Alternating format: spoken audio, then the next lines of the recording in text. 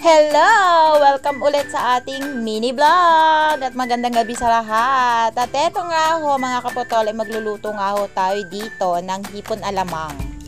Tagal ko rin kayong na-miss. Tagal ko rin hindi nakakapag-upload ng mga aking mga luto-luto. Dahil nga meron dinala si Mister na galing nga ho sa Tambungon ay aring nga hong binilihan ko naman talaga agad ng 3 pirasong itlog at crispy fry na ipanglalahok natin. Ay akala ko sa chicken lang nalalahok ang crispy fried.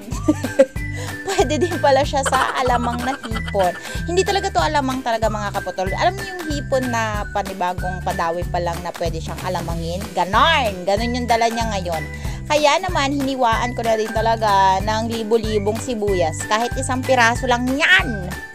Siyempre maraming gayat. Kaya nasabi ko na libo-libo din talaga siya.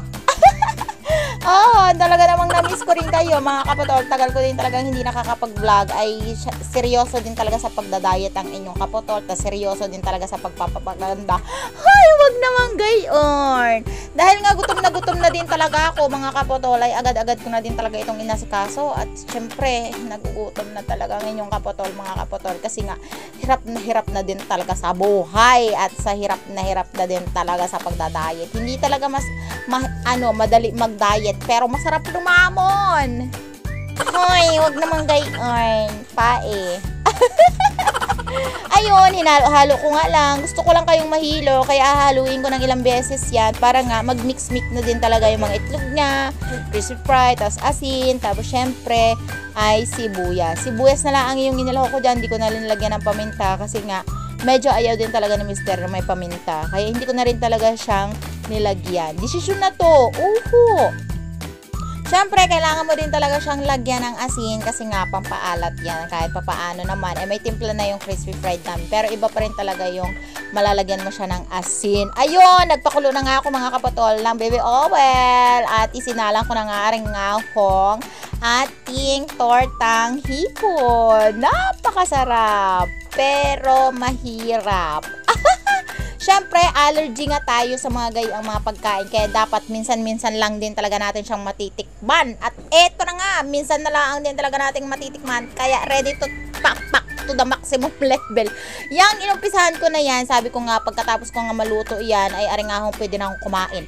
Ako na lang din talaga yung kakain muna kasi nga busog pa daw sila Mister, busog pa din si Gio kasi binakbakan din talaga ng anak ko nung nasa Tambungon sila. Ay, very tago daw sa lamesa. Tapos sige ang papak, gusto magbaga naman yun. Gustong-gusto niya talaga yung lasa, kaya syempre naman ay kahit gusto ko nga kumain ng marami ay for the diet nga ang person. Tapos syempre dahil tanghali lang tayong nagkakanin, hindi tayo nagkakain sa umagahan. Tapos sa gabi naman maintain lang din talaga yung rice natin. Tapos sa workout sa madaling araw.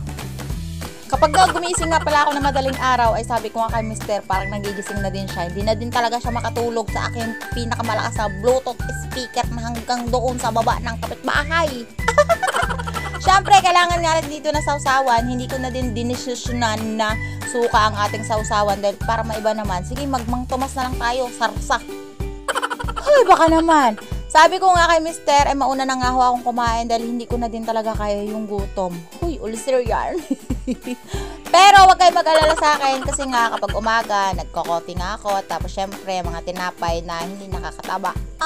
Sana all, hindi nakakataba. Kailangan din talaga natin mag-diet kasi nga, syempre, alam nyo na, nagpapasexy tayo. Ay, diba? Nakita nyo yung mga picture ko. Talaga naman pumapayat ng inyong kapotol. At ang sarap sa ears nang nasasabihan ka na, yung payat mo na. Kahit hindi naman totoo. Huy! Ayun, so ini-enjoy ko lang talaga yung kain ko dyan. Tapos more than papak nga ako. Kasi sarap na sarap din talaga ako sa lasa niya. Ang sarap po pala kapag nilalagyan siya ng crispy fried, mga kapotol. Try nyo to, mga kapotol. Magbili lang kayo ng ganitong mga hipon-hipon na maliliit. Yung napapadawi, gayon. Tapos lagyan nyo ng gayan. Tapos ayun nga, malapit na tayong matapos sa ating video. Kaya for today's video, ay hanggang dito na lang ang aking munting vlog. Bye-bye! Love you, mama! Chup-chup! Kinsan me!